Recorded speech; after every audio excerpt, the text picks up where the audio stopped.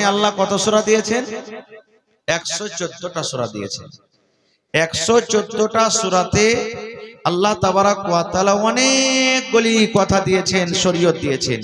হালালের কথা বলা হয়েছে, হারামের কথা বলা হয়েছে, বিভিন্ন রকমের কথা বলা হয়েছে, আল্লাহর সিফাত বয়ান করা হয়েছে। হ্যাঁ, নানা রকমের আল্লাহ তাবারাক ওয়া তাআলা হুকুম আদেশ করেছেন।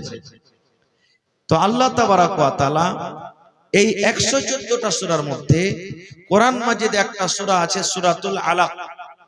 এখনই যে আপনাদের সামনে আমি আয়াত 5টা আয়াত তেলাওয়াত করেছি, আল্লাহ তাবারাক ওয়া তাআলা এই আয়াতগুলি নাজিল করেছেন। সূরাতুল ফাতিহার আগে হয়েছে সূরাতুন নাস, সূরাতুল ফালাক, অর্থাৎ এই 5টা আয়াত কোরআনের ভিতরে সব থেকে আগে আল্লাহ তাআলা নাজিল করেছেন। আর এই আয়াতগুলি কি সম্পর্কে আছে জানেন? ইলম সম্পর্কে, শিক্ষা সম্পর্কে আছে। আল্লাহ তাবারাক ওয়া তাআলা প্রথমে মানুষকে কথা বলেননি, হে মানুষ তুমি নামাজ পড়ো, মানুষ রোজা রাখো, মানুষ হজ করো, মানুষ যাকাত দাও, মানুষ মদ পান করিও না, মানুষ চুগলখড়ি করিও না, মানুষ মিথ্যা কথা বলিও না, মানুষ সুদ খাইও না, জেনা ব্যভিচার করিও না, গুন্ডাগার্দি করিও না, মানুষের পরে জুলুম অত্যাচার করিও না। আল্লাহ তাআলা এগুলা বলেননি প্রথমে, এগুলা পরে এসেছে। আল্লাহ তাবারাক ওয়া তাআলা সর্বপ্রথম যেটা মানুষকে নিয়ামত দিয়েছেন, নবীর প্রতি আল্লাহ যেটা ওহী করেছেন, সেটা হলো কি ইকরা, মানে তুমি পড়ো। কেন আল্লাহ ইলমটা দিলেন আগে? ইলমটা কেন দিলেন? আমরা আপনারা সবাই জানি যে কোন জিনিসের ব্যাপারে যখন আমাদের ইলম হবে, জ্ঞান হবে, ওই কাজটা আমাদের ভুল হবে না। খুব মোবাইল কোম্পানি যারা মোবাইল তৈরি করেছে, মোবাইলের যারা ইঞ্জিনিয়ার, মোবাইলের ব্যাপারে তাদের জ্ঞান আছে বলে মোবাইল তৈরি করেছে। এই যে আপনার হ্যালোজেন জ্বলছে, মার্কারি জ্বলছে, এর যারা ইঞ্জিনিয়ার, এর ব্যাপারে ওকে জ্ঞান আছে বলে এটা তৈরি করে দিয়েছে, জানছে বলে, না জানলে হতো না। এই মতো আল্লাহ তাবারাক ওয়া তাআলা মানুষকে সর্বপ্রথম এই জন্য ইলম দিলেন যে মানুষ যদি ইলম শিখে, মানুষ যদি জ্ঞান শিখে, মানুষের ভিতরে যদি জানকার হয়ে যায়, তাহলে ওই মানুষ যখন জানবে যে চুরি করার গুনাহ কি, ডাকাতি করার গুনাহ কি, নামাজ ছাড়ার গুনাহ কি, সুদ খাওয়ার গুনাহ কি, জেনা ব্যভিচারের গুনাহ কি, এই সমস্ত জিনিস ও নিজে নিজে জানবে, তখন ছেড়ে দিবে। ছাড়বে না, ছাড়বে না ভাই। আপনারা জানছেন যখন আল্লাহ তাবারাক ওয়া তাআলা নবীকে নবী করেননি, যখন আল্লাহ তাবারাক ওয়া তাআলা কোরআন মাজিদ দুনিয়াতে দেননি, তার আগেকার মানুষ আপনারা জানেন এই মাদ্রাসাতে ছোট ছোট বই, রাসূল আরবি বলে একটা বই আছে, অতিও লেখা আছে, আমার ভাইয়েরা বোনেরা পড়ে, যে আজ থেকে 1400-1450 বছর আগে নবী আমার যখন দুনিয়াতে আসেননি, মক্কাতে কত রকম জুলুম অত্যাচার হতো।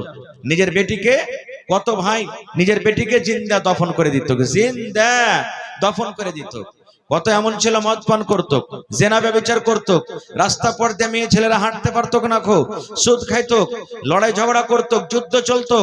অর্থাৎ দুনিয়াতে কোনো এমন পাপ ছিল না যা করত না তারা, দুনিয়াতে এমন কোন পাপ ছিল না যা করত না।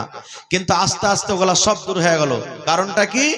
এই যে তাদের মধ্যে ইলম চলে এলো, তাদের মধ্যে শিক্ষা চলে এলো। শিক্ষা আসার কারণে আস্তে আস্তে আস্তে সব জানতে পারলো, সব আস্তে আস্তে আস্তে দূর হয়ে গেল। এই জন্য আল্লাহ তাবারাক ওয়া তাআলা সর্বপ্রথম আল্লাহ ইলম শিখতে বলেছেন। এইবারে ইলম কাকে শিখতে হবে? আমি বেশি আপনাদের সামনে লম্বা কথা বলবো না। ইলম কোন ধরনের মানুষকে আগে শিখতে হবে? আজকে যারা এখানে হাজির আছেন, আজকে মনে করেন যে আজকে আমরা স্টেজে যত মানুষ আছি আপনাদের জন্য শিক্ষক, আপনারা হলেন ছাত্র। বোঝাবার জন্য বলছে, মনে কেউ দুঃখ নেবেন না। আজকে হলেন আপনারা ছাত্র, শিখতে এসেছেন। আজকে মাদ্রাসাতে আপনার ছেলে মেয়েরা শিখে, আজকে আপনারা শিখতে এসেছেন। কি শিখতে এসেছেন? মৌলানারা কিছু বলবেন, আমরা শিখবো। কেমন কি শিখবো? আমি যে বললাম, সর্বপ্রথম মা এবং বাপকে ইলম শিখতে হবে, ছেলে পরে শিখবে। প্রথমে মাকে বাপকে ইলম শিখতে হবে। কেমন কথা যে মৌলানা, মা বাপকে ইলম শিখতে হবে মানে কেন? তাহলে শুনেন, আমি শর্টে কথা বলছি। আল্লাহ রাসূল সাল্লাল্লাহু আলাইহি ওয়াসাল্লাম বলেছেন, তলাবুল ইলমি ফারিজাতুন আলা কুল্লি মুসলিম। প্রত্যেক মুসলমান, নর হোক কিংবা নারী হোক, ইলম শেখাটা কি? ফরজ, ওয়াজিব, ফরজ। ইলম শেখা ফরজ, ইলম শিখতেই হবে। কিন্তু আমরা ইলম শিখবো কেন? আমাদের ইলম শিখাটা কি? 5 বছর, 10 বছর, 15 বছর বয়স হলো, 2 লাখ 3 লাখ টাকা লালচে আমরা বেটার বিবাহ দিয়ে দিই, বেটির বিবাহ দিয়ে দিই, আর দিয়ে আমরা জীবনটাকে আমরা শেষ করে দিই। একটা কবি বলছেন যে একটা ছেলে বিবাহ করবে বা বাপ বিবাহ দিবে, বা এই মতো একটা ছেলে বড় হয়ে গেছে, একটা লোক তাকে জিজ্ঞাসা করছেন যে আরে বাবা তুমি ইলম কেন শিখনি?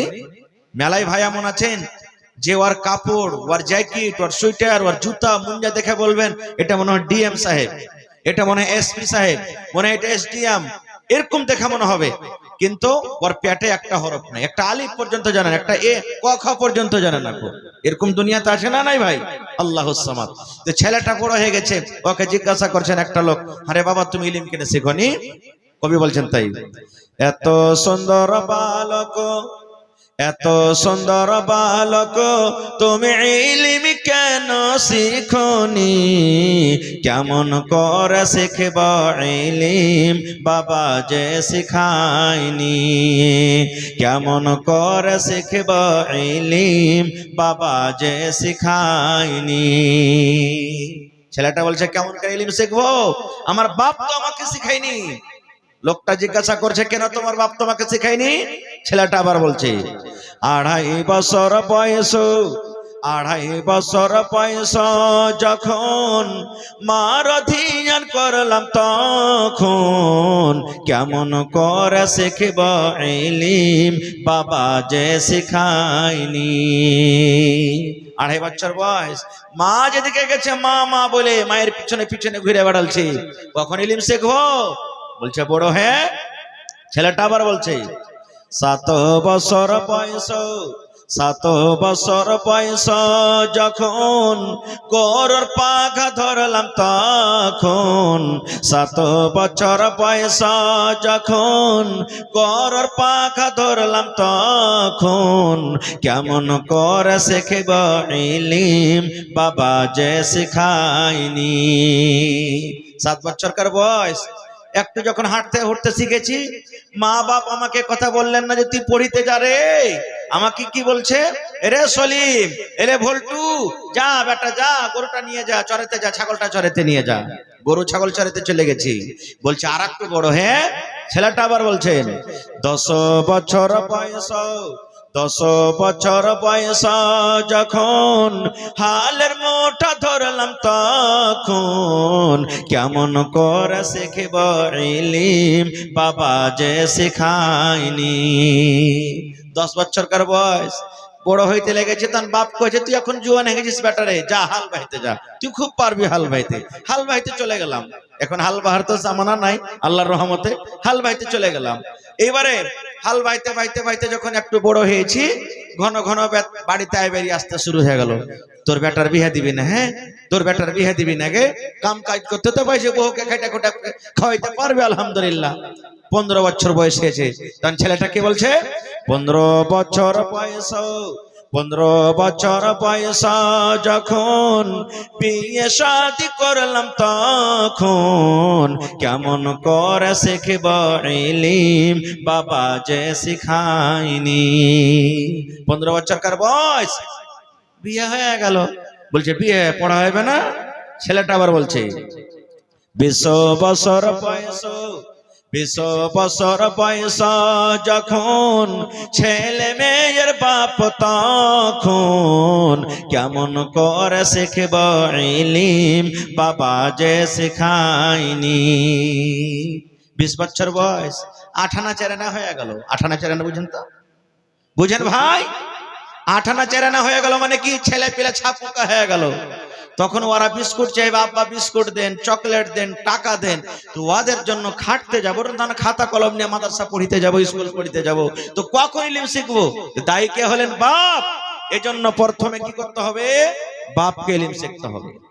আজকে কত বাপ এমন আছেন, মনে দুঃখ করবেন না, আপনার বেটা ভাই ভাতিজা হিসেবে বলছি আপনাকে, মানুষ বিয়ে করার জন্য ছটফট করে পাগল করে, কিন্তু বিয়ে করার আগে কি কি তৈরি করতে হবে, বিয়ে করার আগে কি কি শিখতে হবে, এই জিনিসগুলো আমরা জানি না।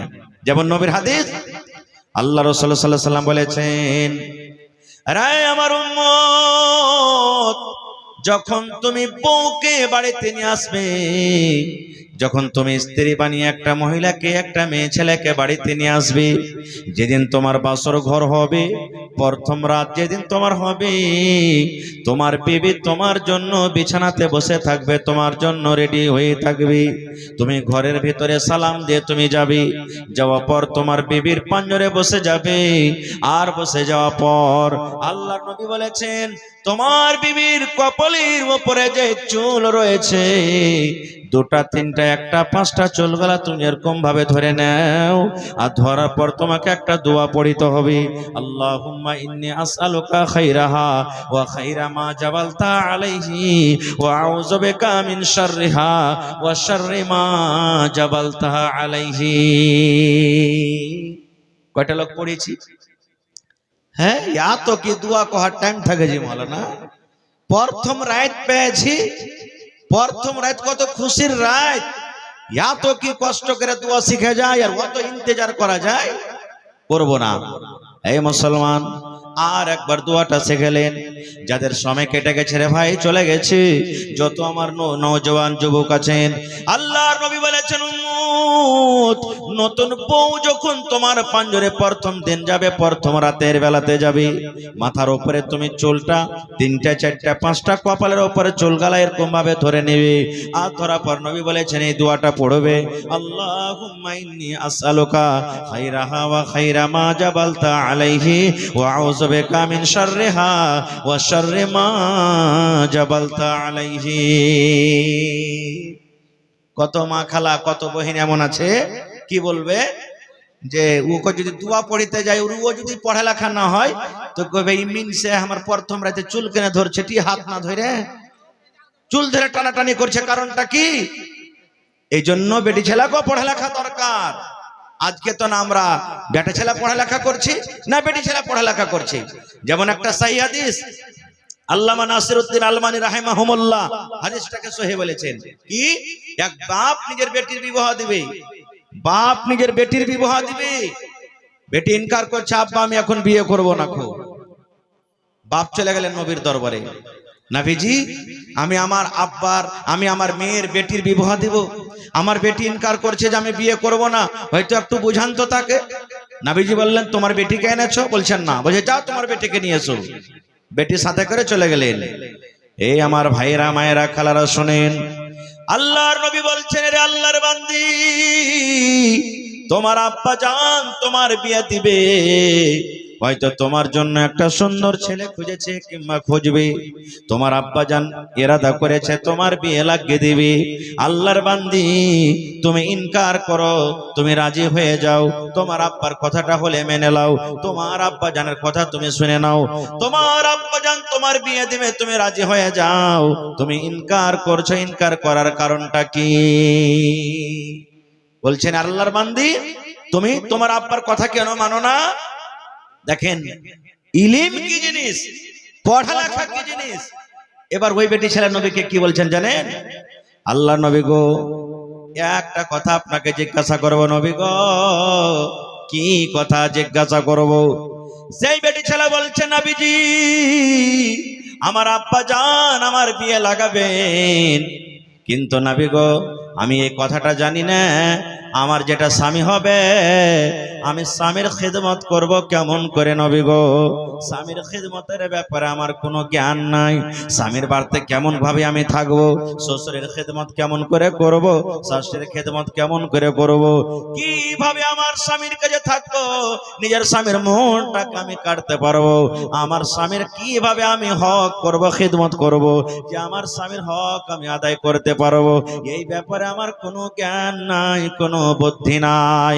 নবী গো আমার স্বামীর ব্যাপারে প্রথম আপনি আমাকে জ্ঞান দেন, যে আমার উপরে আমার স্বামীর কতটুকু হক করেছি আমি শুনবো, তারপর আমি ফয়সালা নিব। কত সুন্দর প্রশ্ন। নবীজি আমার স্বামীর কতটুকু আমি খিদমত করব যে আমার স্বামী আমার পরে রাজি হবে, আমি হক আদায় করতে পারবো, এই ব্যাপারে আমার জ্ঞান নাই, আগে প্রথমে আপনি আমাকে বুঝান। নবী আমার কি বললেন? ওই বেটি ছেলের জন্য শুধু নয় রে, কিয়ামত পর্যন্ত যত মহিলা যত বেটি ছেলেরা দুনিয়াতে আসবেন সমস্ত মহিলাদের জন্যই হাদিস, সমস্ত মহিলাদের জন্যই জ্ঞান। নবী আমার বললেন আল্লাহর বান্দি তোমার যেটা স্বামী হবে, তুমি যখন বউ হয়ে তোমার স্বামীর বাড়িতে তুমি চলে যাবে, তোমার যেটা স্বামী হবে, তোমার যেটা পাতি হবে, তোমার স্বামীর ওপরে তোমার স্বামীর ওপরে এত হক রয়েছে, তোমার ওপরে তোমার স্বামীর এতটুকু হক রয়েছে। আল্লাহর বান্দী রে, যদি তোমার স্বামীর গায়ে ফোঁট হয়ে যায়, তোমার স্বামীর গায়ে যদি ঘা হয়ে যায়, ঘা পেকে গেছে, ফোঁটটা পেকে গেছে, রক্ত বইছে, খুন চুইছে, পুজ চুইছে, এই মতো অবস্থায় যদি তোমার স্বামী বলে, এ বিবি রে, এ আব্দুল্লাহর মা, খালেদার মা, জায়েদার মা, বিবি রে, আমার ফোঁড়াটা পেকে গেছে, ঘাটা পেকে গেছে।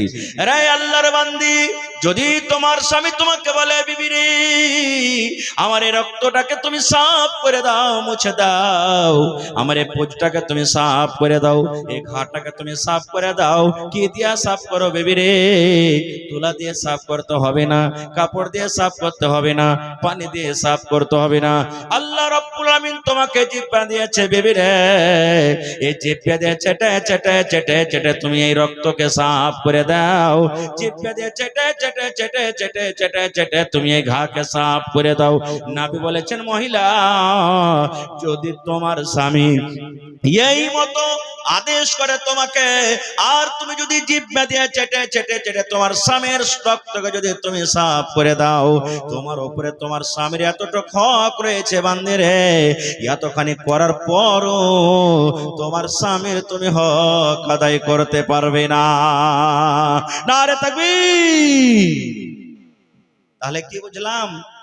আজকে মা খালার অবস্থা, খালি এক গ্লাস পানি চেয়ে দেখছেন আপনি কোন জায়গায় তাইছে, তাহলে আর পারা গরম, মিনসা গজুয়া কাহেকার, তোমার কপালে কি চোখ নেই? তুমি এক গ্লাস পানি গেলে নিয়ে খাইতে পারবে না? খো এমন টেড়া ঘুচা করে ভাই আপনাকে জবাব দিবে, এক গ্লাস পানি কি খাইবেন? বলবেন যে আল্লাহ, এই বাড়িতে আসো, আমার পাপ হইলো, আর এর কাছে পানি চাও, পাপ হয়ে গেল। না জানার কারণ কি জানেন? সুবহানাল্লাহ, ইলিম, শিক্ষা। বলার উদ্দেশ্য ভাই, যে রাসূল বলেছেন কাকে? মহিলাকে, যে তুমি যদি তোমার স্বামীর রক্তকে সাফ করে দাও, জিভে দিয়ে চেটে চেটে ঘাকে সাফ করে দাও, সাফ করতে হবে না যদি আদেশ করে তোমার স্বামী, আর তুমি যদি করে দাও সাফ, এতখানি তোমার উপরে তোমার স্বামীর হক। আল্লাহ রাসূল বলেছেন যে তাও তোমার স্বামীর হক আদায় হবে না। এই সমস্ত জিনিস কখন আমরা জানতে পারবো? আমার বহিনেরা কখন জানবেন? যখন মাদ্রাসা থাকবে, যখন মাদ্রাসাতে পড়ালেখা করবে, যখন মাদ্রাসাতে পড়িতে যাবেন, তখন জানতে পারবেন। আর যদি মাদ্রাসায় না থাকে, বেটিরাকে যদি আমরা মাদ্রাসাতে না পড়াই, বেটারাকে মাদ্রাসাতে না পড়াই, কেমন করে জানবে ভাই? কেমন করে জানবে? এই জন্য বাপকে প্রথমে পড়ালেখা হইতে হবে। এইবারে দুয়া আপনি পড়ে দিলেন, 2 নম্বরে চলেন। বেয়াদবি মাফ করবেন। যতটি ভাই এখানে বসে আছেন, আমি একটা একটা করে যদি জিজ্ঞাসা করি, না না হে, কার 10টা ছেলে হয়ে গেছে, কার 5টা ছেলে, কার 3টে ছেলে, কার 4টে ছেলে, বিবির কাছে যে যাইবেন, বিবির সাথে মিলন করবেন, তো মিলন করার আগে একটা দোয়া পড়িতে হবে। কহেন তো কয়টা লোক জানছেন? কয়টা লোক পারবো দোয়াটা পড়িতে? হে দোয়া কি জি মৌলভী সাহেব, দোয়া আর কি পড়বো? দোয়া না দোয়া। এই আমার মুসলমান শুনেন, শরীয়তে কথা বলছি ভাই রে, নবীর হাদিস বলছি। আল্লাহর নবী বলেছেন, উম্মত, তোমার বিবির সাথে মিলন করার আগে রে, তোমার বিবির সাথে সহবাস করার আগে তোমাকে একটা দোয়া পড়তে হবে। নবী বলেছেন, কি দোয়াটা পড়তে হবে? বিসমিল্লাহি আল্লাহুম্মা জান্নিবিনাশ শাইতান ওয়া জান্নিবিশ শাইতানা মা রাযাকতানা। বিসমিল্লাহি আল্লাহুম্মা জান্নিবিনাশ শাইতান ওয়া জান্নিবিশ শাইতানা মা রাযাকতানা। নবী বলেছেন এই দোয়াটা পড়তে হবে একটা পুরুষকে, আর এই দোয়াটা পড়ার পর তুমি তোমার স্ত্রীর সাথে তুমি সহবাস করবে। বলবেন হাজী মৌলভী সাহেব, দোয়াটা তো জানি না, শিখোনি, শিখার চেষ্টাও করিনি, বুড়িয়ে গেল, মাথার চুল পেকে গেছে, দাড়ি পেকে গেছে, কোনো গুনাহ হবে কি?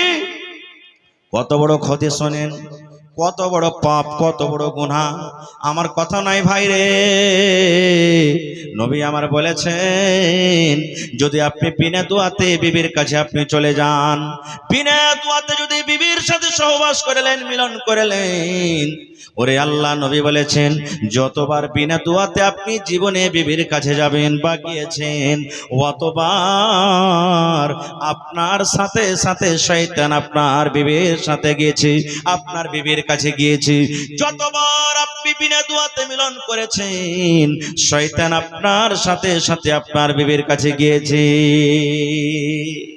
চোখে দেখতে পাই না বলে কোনো গুনাহ নাই, কোনো ভুল নাই। কত বড় নোকসান, কত বড় আমরা ভুল করছি। এই ভুলগুলো আমরা কোথায় সুধার করব? সুবহানাল্লাহ। এই যে রমজান মাস চলে আসছে, রোজার মাস চলে আসছে, সুবহানাল্লাহ। রমজান মাসে, রোজার মাসে বিবির সাথে আমরা মিলন করতে পাবো কি পাবো না? এগুলা কোথায় শিখবেন? মাদ্রাসাতে শিখতে হবে। যারা মাদ্রাসা যেতে পারেননি, এই ধরনের জালসা জুলসা শিখতে হবে। রোজার হালাতে, রোজার দিনে সাহারি খাওয়া থেকে নিয়ে অর্থাৎ ফজর আজান থেকে নিয়ে ইফতারি করা পর্যন্ত বিবি আমার আপনার জন্য হারাম। হারাম বলতে সহবাস করা হারাম। রাতের বেলাতে হালাল, রাতের বেলাতে হালাল। এমনি দিনও এমনি টাইমও আপনি কি করেছেন? বিবির সাথে মিলন করে নিয়েছেন।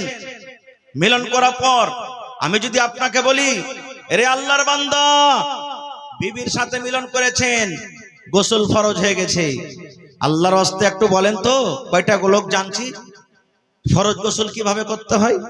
যারকে বাড়ির 15 ভাই লদ্দি আছে, যে একবারে ডুবক ডাবক দিয়ে হড় হড় করে গোসল করে চলে এলো।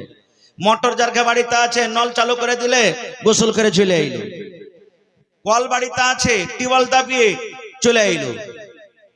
এই নওজওয়ান মুসলমান শোনেন, আল্লাহ রাসূল সাল্লাল্লাহু আলাইহি সাল্লাম যেভাবে গোসল করার আদেশ করেছেন, বন্ধুরে, নবী যেভাবে গোসল করেছেন, যদি আমার আপনার গোসল যদি নবীর তারিকা মতন যদি না হয়, জীবন ভর গোসল করতে গেল একদিনও কিন্তু গোসল হয়নি।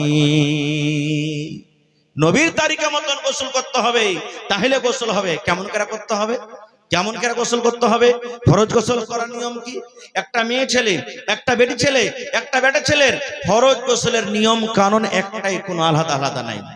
আমার সময় খুব কম, আল্লাহ যদি বাঁচিয়ে রাখে বেশি না, আবার কোনোদিন আলোচনা করব যে ফরজ গোসল কিভাবে করতে হয়। তাহলে ফরজ গোসলের ব্যাপারটা আমাদেরকে জানতে হবে। আর একটু আগে চলেন। সুবহানাল্লাহ। এই ভাই মুসলমান, আল্লাহ রাসূল সাল্লাল্লাহু আলাইহি ওয়াসাল্লাম বলেছেন, যখন তোমার সন্তানটা দুনিয়াতে চলে আসবে, তোমার সন্তান বেটা হোক কিংবা বেটি হোক, যখন দুনিয়াতে চলে আসবে, আল্লাহর নবী বলেছেন 7 দিনের দিনে তুমি আকিকা করো। 7 দিনের দিনে তোমাকে আকিকা করতে হবে। বেটা ছেলে যদি হয় 2টা ছাগল জবাই করতে হবে। কত ভাই এমন আছেন বারবার করে ফোন জিজ্ঞাসা করবেন, মৌলানা আগেকার ছেলে পিলার দেখতে দিতে পাইনি, এখন যে মৌলানা একটা গরু জবাই করতে গেলে আকিকা হবে কি হবে না? প্রথম নম্বর কথা বন্ধুরে, গরুর আকিকা করা চলবে না। গরুর আকিকা করার হাদিসে কোনো প্রমাণ নাই। ভুজের আকিকা করা চলবে না। যেটা নবী বলেছেন, বেটা ছেলে যদি হয় 2টা ছাগল বকরি কিংবা ভেড়া ভেড়ি আপনাকে জবাই করতে হবে। আর যদি বেটি ছেলে হয়, একটা আপনাকে বকরি কিংবা ছাগল জবাই করতে হবে। 7 দিনের দিন করতে হবে। ভালো নাম রাখতে হবে।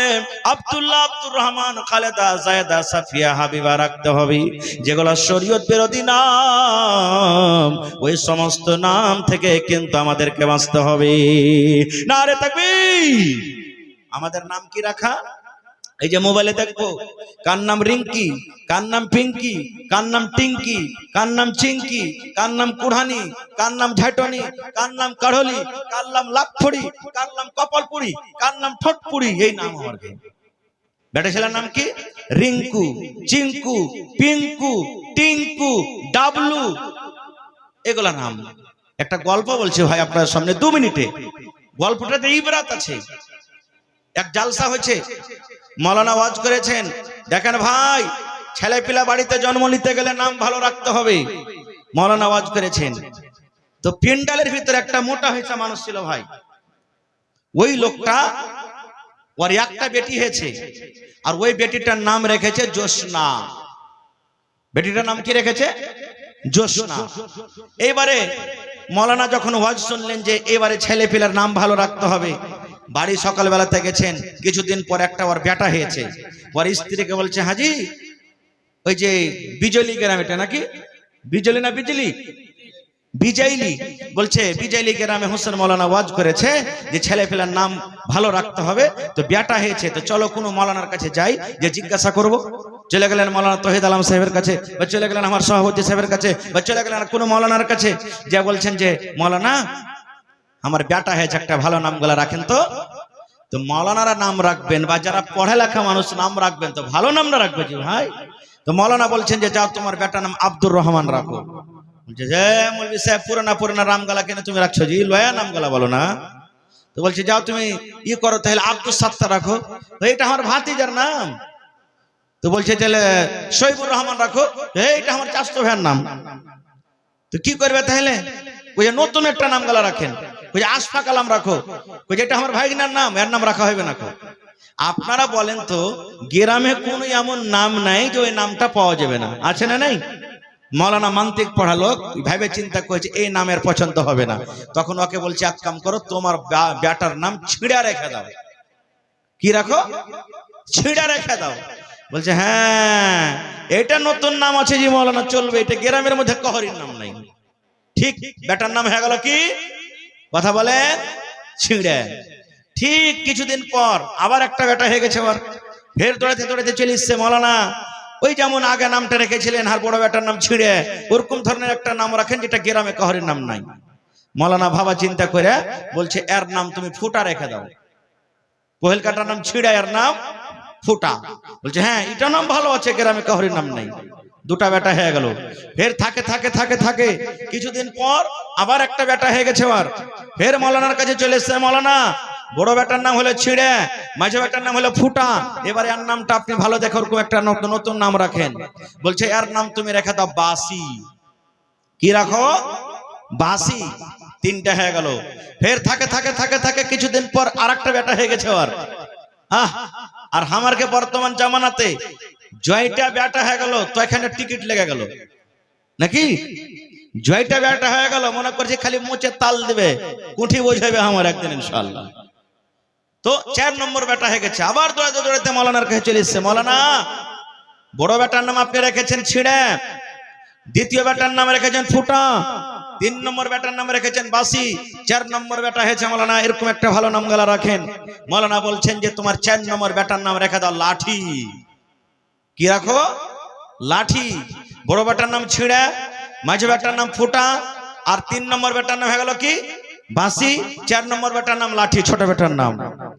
সময় কেটে যায়, জোসনা আস্তে আস্তে 15-16 বছরকার বয়সের হয়ে গেছে। এবার দেখতে আসবে বাড়িতে জোসনাকে। আপনারা বলেন ইমানদারির সাথে, আপনারা যদি 4-5টা ভাই থাকেন আর আপনার বাপ বাড়িতে আছেন গার্জিয়ান হিসাবে, যদি কোনো ভাইকে বা আপনার কোনো বোনকে দেখতে আসে, আপনার আব্বা বলবে না বেটারে শোন লোকজন বাড়িতে আসছে, ভালো হয়ে থাকবি বেটা, যেমনই আসবে কেউ পানি আনবি, কেউ খাইতে দিবি, কেউ বিছান কাঁথালে আসবি, কেউ কুরসি দিবি, কেউ কিছু দিবি, বলে কি বলে না ভাই? তো জোসনার বাপ মানে ওই ফুটা ছিঁড়ার বাপ বেটারাকে রাইতের বেলাতে বুঝাইছে। কি বুঝাইছে? প্রথম নম্বরে বেটা ছিঁড়াকে ডাক দেয়, বলছে বেটা ছিঁড়া যখন কুটুম বাড়িতে আসবে ধন রে, তাড়াতাড়ি করে তুই বেচিয়ান রেডি করে দিবি, বিছান লাগিয়ে দিবি। ছিঁড়ার কাম এটা হয়ে গেল। 2 নম্বর বেটা ফুটাকে বলছেন বেটা লোকজন যখন বাড়িতে আসবে তোর দায়িত্ব, তোর কাজ হলো বেটা রে বদনাতে করে করে তুই পানি দিয়ে দিবি। 3 নম্বর বেটাকে বলছেন বেটা রে বাসি যখন খাওয়ার টাইম হবে তাড়াতাড়ি করে তুই খানা রেডি করে দিবি। এই করে করে করে বেটারাকে কাম বুঝিয়ে দিলেন। সকাল হইল 8টা-9টার সময়তে জোসনার বাপ অর্থাৎ ছিঁড়ার বাপ বলেতে কুরসিতে বসে আছেন। ইস্কার পুতে চড়ে রে ভাই, বেটার বাপ 2-4 জনকে সাথে নিয়ে জোসনাকে দেখতে এসেছে।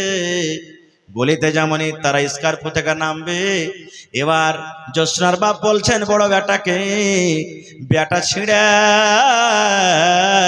বিছানা লিয়াইবা। ওইটা না কাম দিয়েছিল ওকে, বেটা ছিঁড়া বিছানা লিয়াইবা।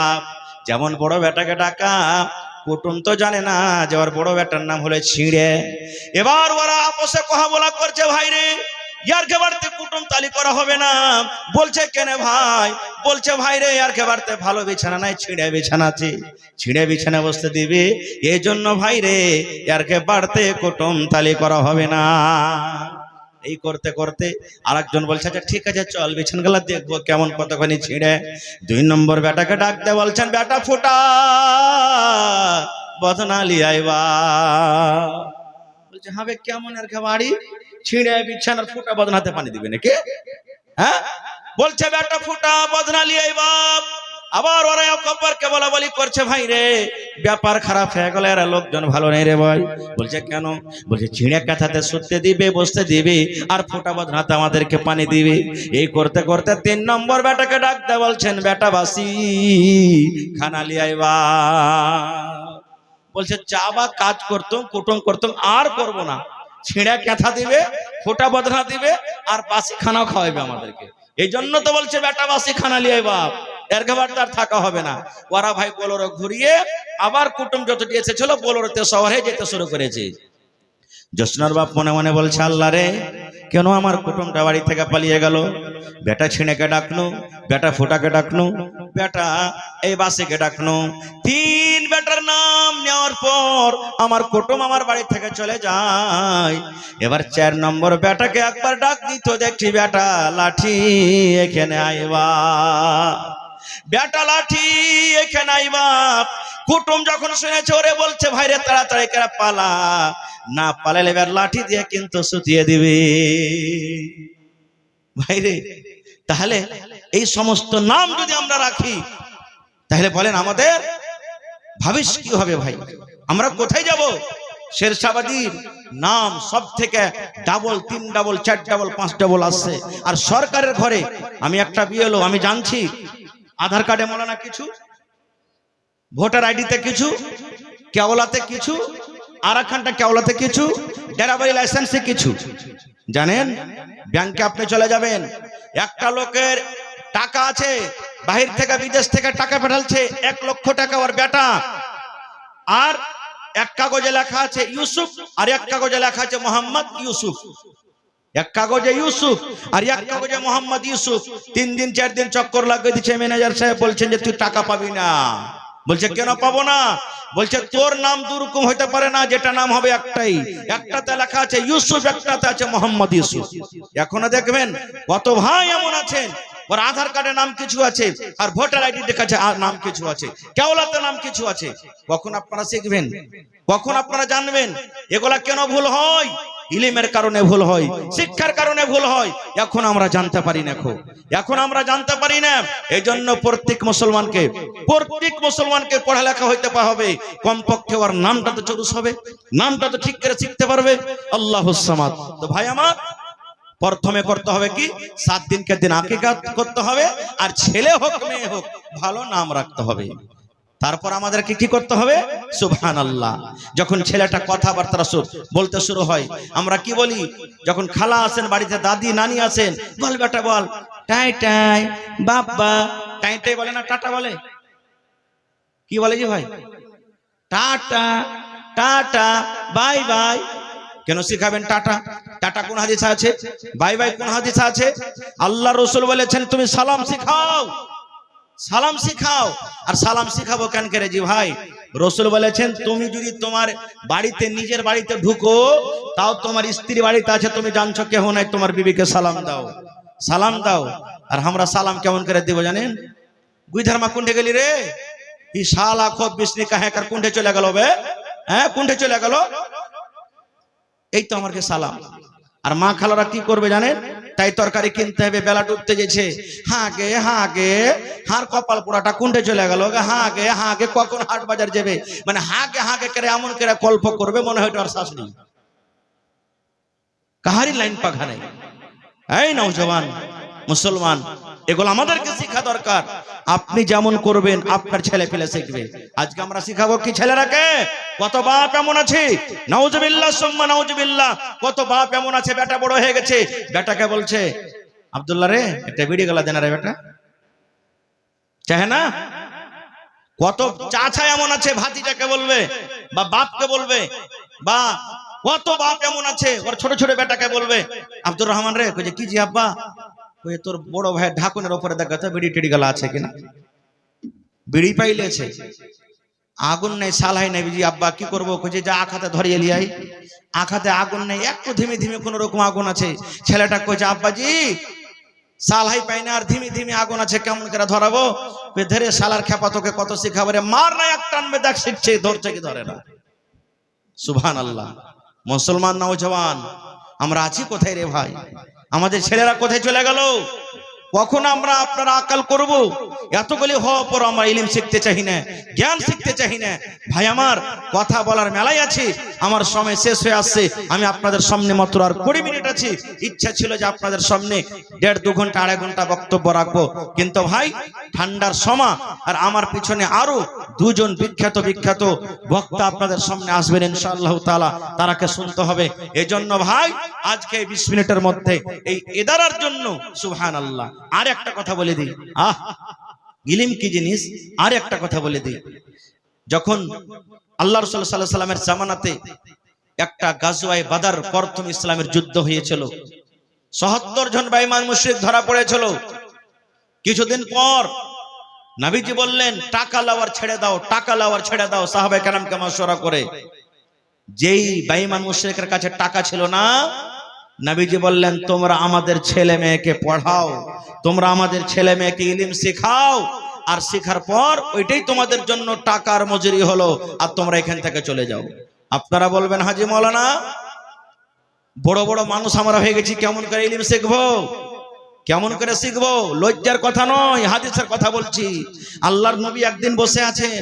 নবীর পাঞ্জরে নবীর একজন স্ত্রী মনে হয় উম্মে সালামা রাদিয়াল্লাহু তাআলা আনহা মনে হয় নবীর স্ত্রী বসে আছেন আর একজন মহিলা নবীকে এসে পড়াশোনা করছেন কি পড়াশোনা জানেন কথাটা লজ্জার কিন্তু সত্য কথা বলছি পড়ার শুধু আপনাকে গুরুত্বটা দেখাচ্ছি কি কথা বলছেন আল্লাহ নবী গো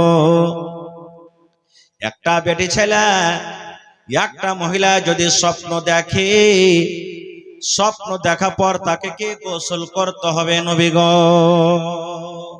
আপনারা স্বপ্ন দেখেন না উড়ে বেড়াচ্ছি হেলিকপ্টারে দিল্লিতে উড়ে বেড়াচ্ছি কোন জায়গাতে যাচ্ছি হয়তো কোন বেটি ছেলের হাত ধরে আমরা চলে যাচ্ছি বিভিন্ন রকমের শয়তান মানুষ শয়তান স্বপ্ন দেখায় আল্লাহ রাসূলের জামানাতে একজন মহিলা নবীকে প্রশ্ন করে দিলেন নবীর বিবি কিন্তু নবীর পাঞ্জরে বসে আছেন আল্লাহর নবী গো যদি মেয়ে ছেলেরা স্বপ্ন দেখে তাহলে কি তাদেরকে গোসল করতে হবে নবী গো নবী আমার বললেন আল্লাহর বান্দারে ইদারাতিল মা স্বপ্ন দেখা পর যদি তোমার কাপড়টা ভিজে ভিজে লাগে তোমার কাপড়টা যদি ভিজে ভিজে মনে হয় তোমাকে যদি লাগে আমার কিছু বের হয়েছে লজ্জার স্থান থেকে তাহলে তোমার উপরে গোসল ফরজ হয়ে গেছে তোমাকে গোসল করতে হবে এরকমই পুরুষ মানুষ তাও স্বপ্ন দেখেছে ওকে যদি লাগে আমার নাইট ফল বা ডে ফল হয়ে গেছে আমার স্বপ্নের মাধ্যমে আমার লুঙ্গি ভিজে গেছে কাপড় ভিজে গেছে বা আমাকে স্বপ্ন দোষ হয়েছে এরকম আমাকে অনুভব হয়েছে আমার প্রমাণ আছে আল্লাহ রাসূল বলেছেন তোমার পরে গোসল ফরজ যে তোমাকে গোসল করতে হবে আর যদি তোমাকে কিছু নাই মনে হয় সুখা সুখা লাগে তুমি স্বপ্ন দেখেছো তোমার কিন্তু কিছু তোমার প্রমাণ নাই নবী বলেছেন এই মত অবস্থায় তোমাকে গোসল করতে হবে না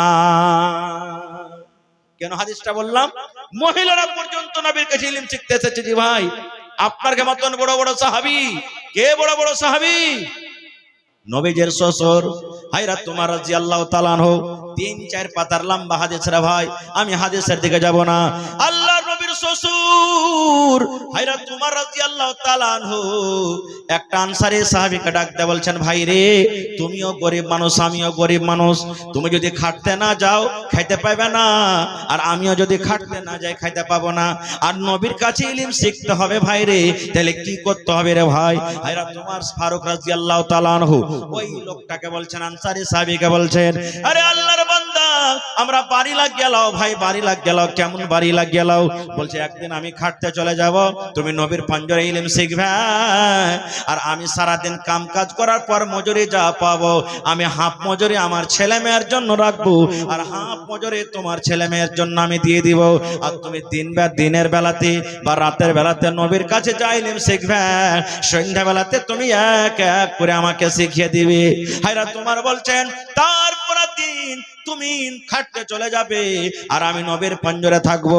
তুমি সারাদিন কাম কাজ করার পর যেটা মজুরি পাবে হাফ মজুরি আমাকে দিবে, আর হাফ মজুরি তোমার ছেলে আমার জন্য তুমি রাখবে। আর আমি নবীর কাছে যা শিখবো তোমাকে আমি এক এক করে শিখিয়ে দিব। সুবহানাল্লাহ। ভাই মুসলমান, তো ইলম কি জিনিস দেখেন।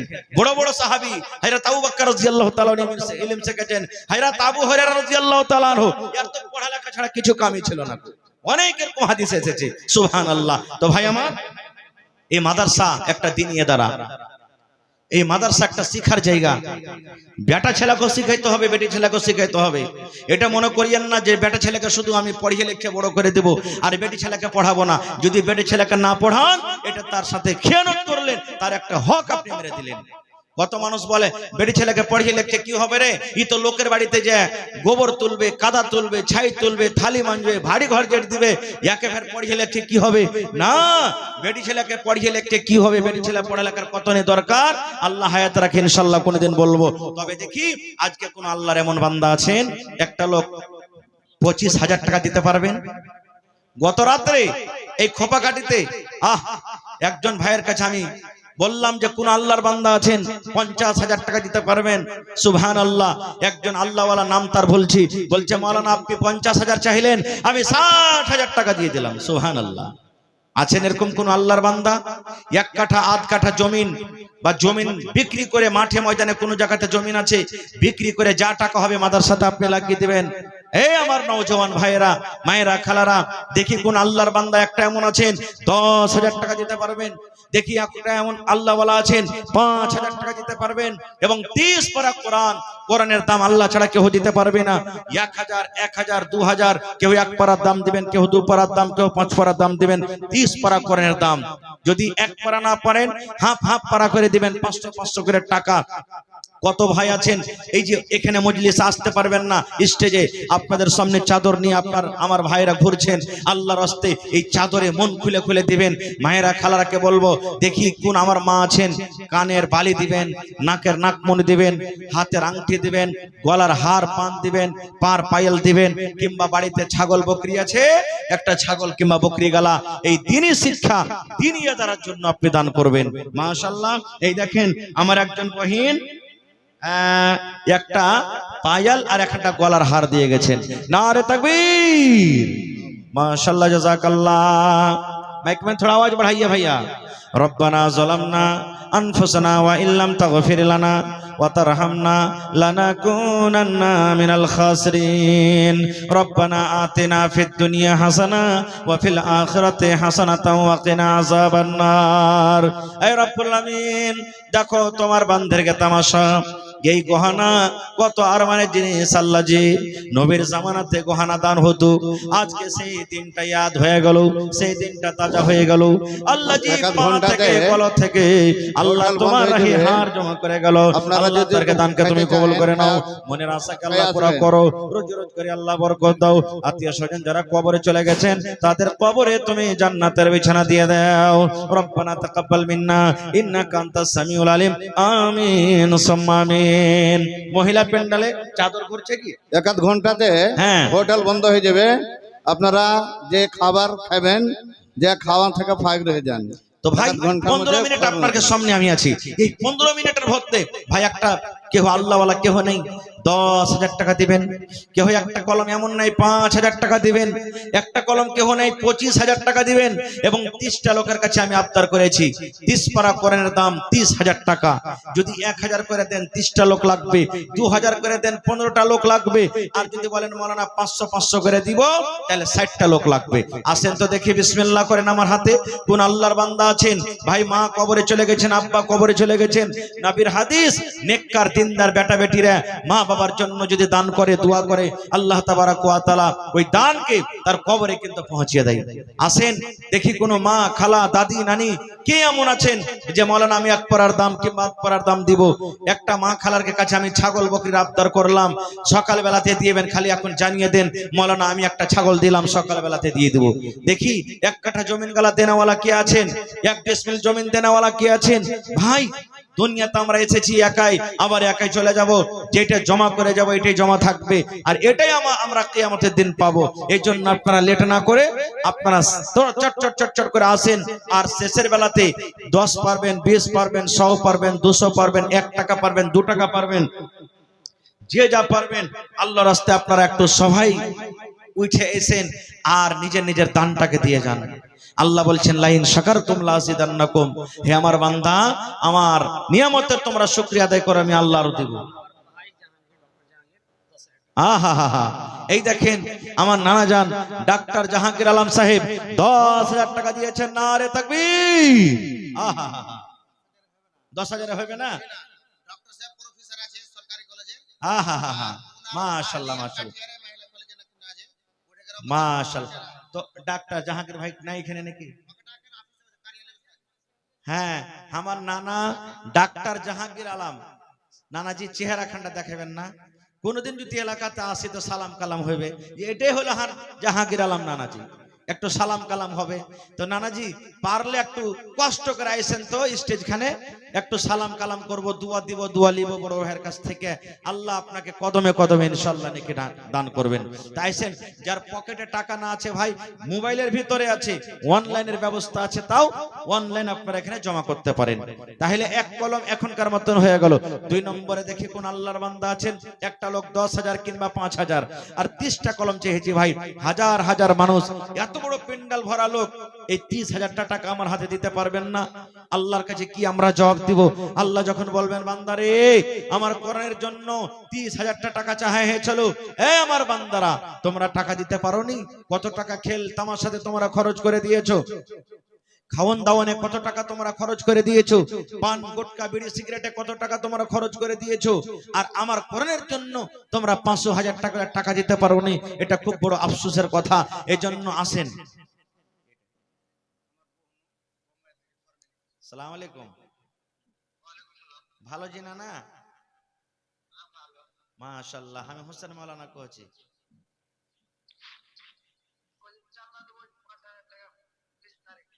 5,000 আর মাওলানার যখন বহনু হইলেন তো এত বড় ওহদার পদ পায় মাত্র 5,000 টাকা দিবেন বহনু মানুষ? আচ্ছা আর 5,000 দেন না, 10,000 করে দেন। আচ্ছা আর 2,000 করে 7,000 করে দেন, এক গাড়ি বালির দাম কমসে কম। ঠিক আছে ইনশাআল্লাহ। নারে তাকবীর, মাশাআল্লাহ, জাযাকাল্লাহ। এটাকে দিলে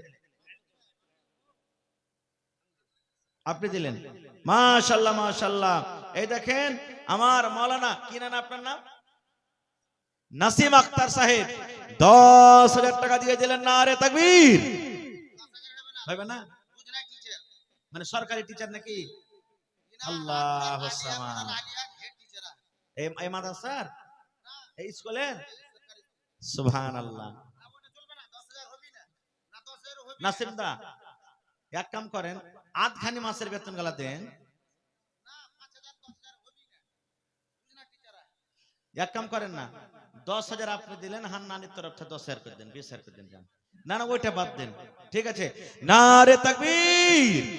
আমার নাসিম দা 10,000, আর হান্নানি নাসিম সাহেবের স্ত্রী মাস্টারনি সাহেবা বাড়ি থেকে 10,000, 20,000 টাকা হয়ে গেল। নারে তাকবীর, মাশাআল্লাহ, জাযাকাল্লাহ। ربنا ظلمنا أنفسنا وإن لم تغفر لنا وترحمنا لنكونن من الخاسرين ربنا آتنا في الدنيا حسنة وفي الآخرة حسنة وقنا عذاب النار। স্বামী স্ত্রী আল্লাহ মিলে জুইলে আল্লাহ 20,000 টাকা তোমার কোরআনের জন্য জমা করে দিলেন। 20 লক্ষ টাকা মনে করে তুমি কবুল করে নাও। মনের আশাকে আল্লাহ পুরা করো। না দিতে হবে, না হলে চল এক কাম করেন জালসার কাছে যাবো নানির কাছে, ওখান থেকে নিয়ে আসবার কাছ থেকে টাকা। আল্লাহ সামাদ 20 লক্ষ টাকা মনে করে তুমি কবুল করে নাও। আল্লাহ রোজি রোজগারে বরকত দাও, হায়াতকে বাড়িয়ে দাও। আত্মীয় স্বজন যারা কবরে চলে গেছেন তাদের কবরে তুমি জান্নাতের বিছানা দিয়ে দাও। মাশাআল্লাহ। আল্লাহ আমার ভাইয়েরকে প্যান্ডাল থেকে 100-200-500 করে কিছু টাকা এসেছে, আল্লাহ তার দানকে তুমি কবুল করে নাও।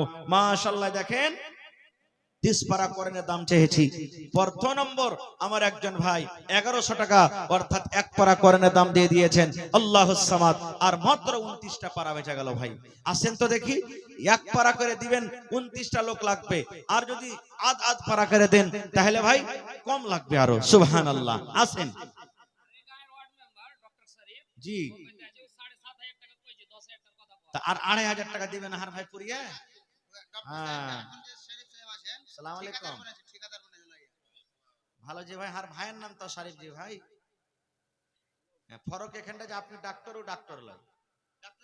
হ্যাঁ, তো শরীফ ভাই একটু বেশি বেশি করে দেন, আপনারা না দিবেন তো কে দিবে? আচ্ছা, আর 2500 টাকা বাড়িয়ে 10,000 টাকার কলমটা পুড়িয়ে দেন না, না আল্লাহ আপনার ভালো রাখবে।